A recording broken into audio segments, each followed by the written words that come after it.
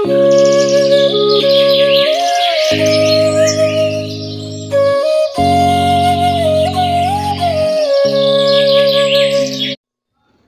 باللہ من الشیطان الرجیم، بسم اللہ الرحمن الرحیم۔ میں ہوں فیصل مغل اور آپ دیکھ رہے ہیں بری بادشاہ یوٹیوب چینل۔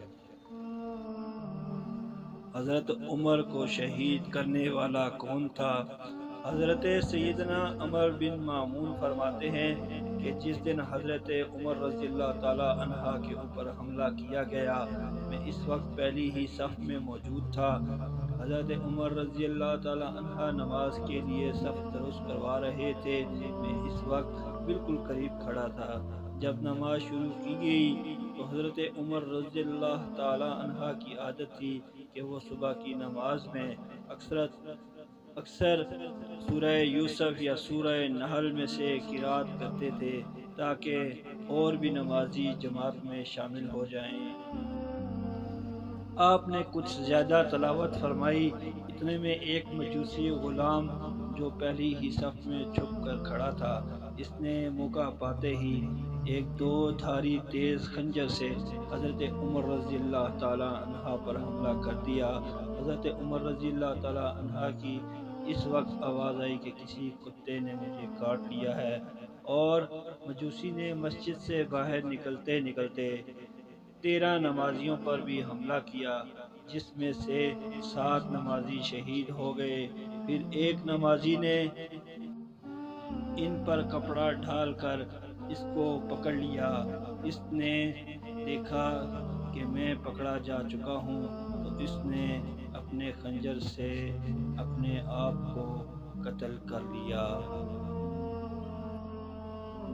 جب حضرت عمر رضی اللہ تعالی عنہ نماز میں قرات نہ کر سکے تو اس وقت حضرت عبد الرحمن رضی اللہ تعالی عنہ نے آگے بڑھ کر نماز مکمل فرمائی، اور نماز کے بعد زیادہ تر لوگوں کو پتہ چلا کہ حضرت عمر رضی اللہ تعالی عنہ پر حملہ ہوا ہے۔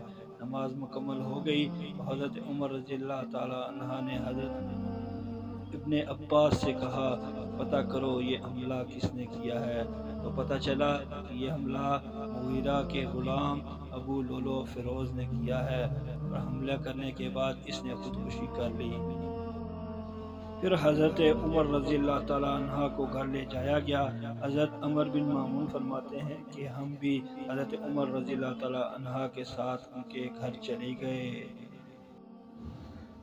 آپ کو بتاتے چلیں کہ یہ وہ حضرت عمر ہیں جن کو خلافت ملی تو ان کی خلافت میں انسان تو انسان جانور بھی بھوکا نہ سوتے تھے، اور ابو لولو feroz ایک لوہار، اور حضرت عمر رضی اللہ تعالی عنہ نے کچھ ہی دن پہلے ان کو اسلام کی دعوت بھی دی تھی۔ اگر آپ کو ہماری ویڈیو اچھی لگی ہو تو کمنٹ کرنے نہ بھولیں، اس ویڈیو کو شیئر کر دیں، اور جو اس چینل پر نئے ہیں تو برائے مہربانی ہمارے چینل کو سبسکرائب کر دیں اور شیئر کر دیں۔ شکریہ۔